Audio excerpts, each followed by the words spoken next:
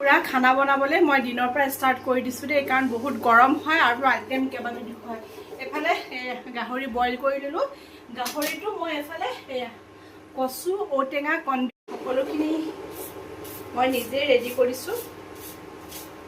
মানে এতিয়াৰ পৰা বনালে ধুনীয়াকৈ আলহী আহিলে মানে খানা চানা হেৰি কৰিব পাৰিম আৰু কি বুলি কয়, কথা চথা পাতিব পাৰিম ন।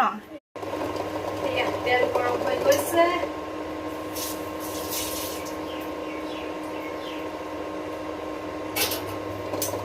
এটাও আহি গ'ল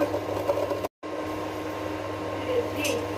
এতিয়া তেল পিঠি দিওঁ।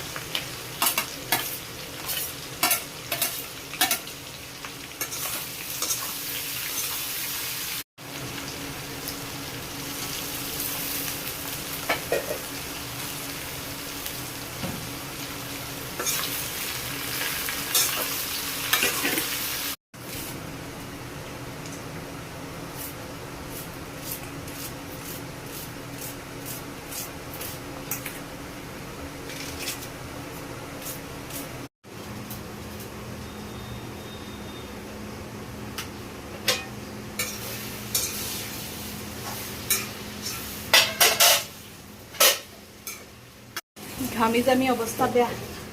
এফালে দাইলো ধুই আছোঁ দেই, কাৰণ এতিয়া 2টা বাজিলে আৰু আলহী অহাৰ পিছত খানা বনাই থাকিব মন নাযায়। ঘামি মেলি ৰঙালাও কোমোৰা